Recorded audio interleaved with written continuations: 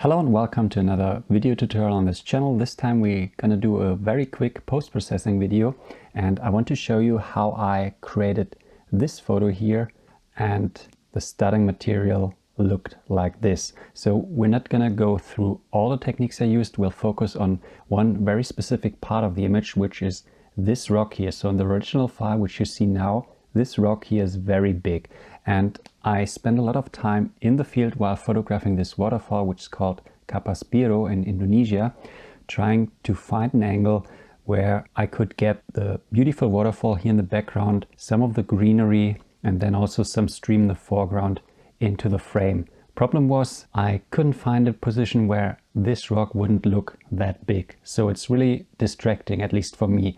And already on the little camera display, it looked distracting. So this often happens if you're shooting wide angle. If you're getting close to some objects, they get really huge in the frame.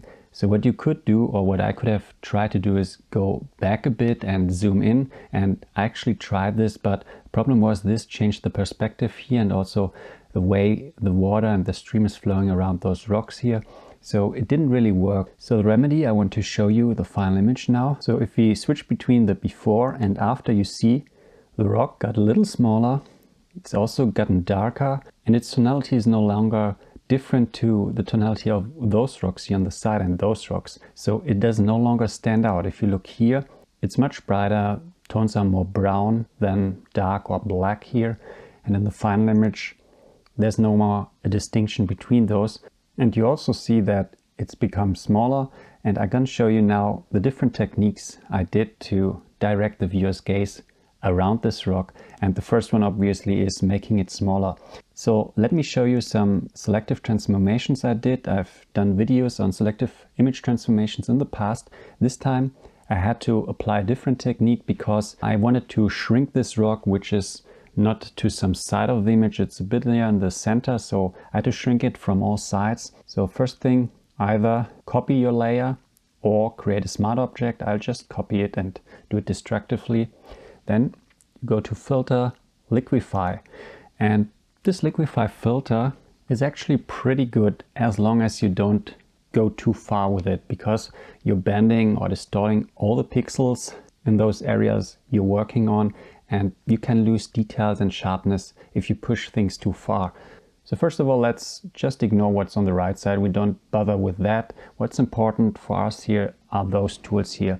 The so-called pucker tool, then this here is I think the blow tool, and then there's the push tool, and also very important here we have a masking tool which you can use to brush over some areas which we don't want to affect. So in case you want to be very precise in the transformations you're doing, you can protect certain areas which, for example, contain straight lines or some geometric forms which you don't want to distort. You can just use the mask here, the mask brush, to protect those. I don't want to do this now because it's not necessary. What I want to do is start with the pucker tool, which shrinks elements. So if I hold down Alt and the right mouse, go left and right, I can change the size of the brush, and I want to change it to a size that is nearly as big as the object I want to shrink here. You can also change the settings here on the side. I'm not bothered with that. Now, when using this tool, what you should not do when you're working on landscape photos is just hold down left mouse and move around, because the rate of changes, it's too huge in my opinion. So let's just restore everything and do it again and do it differently. You just do distinct clicks, which shrinks it bit by bit. So it's a lot of clicking, but you can be more precise. And in between you could hold down a bit and just move the mouse a tiny bit to be very precise in the way you distort the object. Because if you go too far, too quick, then it's not precise and you get too big distortions. So now you can be very precise shrinking the rock here. And you can also go to the edges a bit. It will shrink the element in the center of the brush and stretch other elements which are outside of it a bit, so to the edges. And what you can also do, you can switch to the blow tool, which does the opposite. It will not shrink elements, but it will extend them. So you could go to elements outside of the area you want to make smaller, and bloat them a bit, which also makes the element you want to shrink smaller. It's back and forth between the two. I think the shrink tool is more helpful in this case. So I can make the rock smaller. I can also make the greenery down here a little bigger because it's a nice balance to the greenery on this side. So let's just press OK and see what we've done. So here's the before and here's the after. So quite a drastic change. It's even a bit more than what I did in the final image, but for sake of this demonstration, we leave it at that. Now, very important when you do such distortions, you have to zoom in to 100% afterwards and really check so you didn't introduce any defects, because what happens, elements get distorted quite a bit, sharpness is affected, details are affected, and you should really make sure that any elements you distorted still look realistic. I mean, here with such greenery and some grasses and especially this rock, which is quite abstract, it's usually no problem, but if you have some other elements, a viewer might notice that you did something to them if you go too far. So now the next step is to change the tonality of the rock, make it even less distracting, and I'm going to use dodge and burn. So I create a separate layer, set the blend mode to soft light, then I get a regular brush, make it a soft brush, fairly large size, and with a black color here and an opacity of maybe, let's start with 5% or 4%, so very low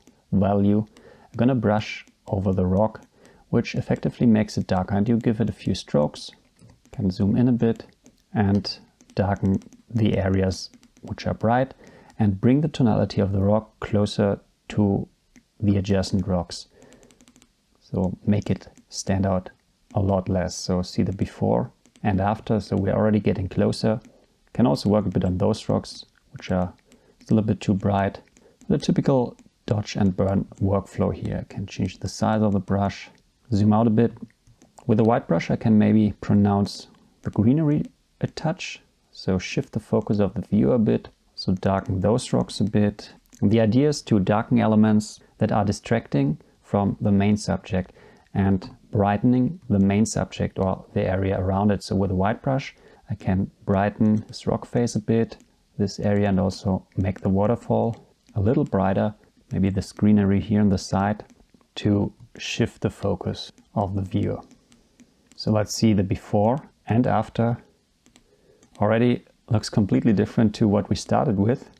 I think now this rock here is much less of an obstacle for the viewer to enter the frame. I could go farther, work more on the details here, but I want to show you a third technique which you can use. So let's flatten everything down, Control Shift Alt E, or if you're on a Mac, instead of Control you press Command. And on this new layer I want to go to Filter, Camera Raw Filter, and I want to work on micro contrasts. Now with dodge and burn we worked on tonal values, brightness, darkness, basically darkening areas that are distracting, so they get less of a distraction, brighten areas we want the viewer to focus on. The same you can do with contrasts. You can enhance micro contrasts on areas to which you want to direct the attention of the viewer, and you can remove micro contrast on other areas. So what we're going to do here, we want to add a little bit of micro contrast to this area around the waterfall. So let's just zoom in, and there are a few sliders here which are helpful, and I like to use texture. So let's just go overboard with it. So really far to the right you see how much micro contrast this gives this rock face, but you shouldn't go that far, so just a little bit, usually enough. And also you can use clarity, which works with a little larger radius than texture. Let's see the before and after. We get a touch more micro contrast here. Now we press OK, and to make this a selective change, I'm gonna add a black mask on to this layer here. And now with a white brush, on like 50%, I'll paint in the change we now did to the micro contrast, and just go with like 20%, do it to the area around the waterfall, which is the area I want the viewer to look at or end up once he looks at this photo for a while. He should get in, follow the stream and go here to the background, to the main subject. So the before and after, you will not notice a lot here in the video, but if you do this properly, this will make a difference, especially if you print your photos. Okay, so those are the 3 tools. Let's see what we did now, before and after. And if we look at the file, you see I did a lot more. I did much more dodge and burn, darkening areas to the edges of the image, creating some visual flow in the image. But the idea is the same as in the techniques I now showed you. And I hope you liked that video. If so, give it a thumbs up and see you in the next video. Bye.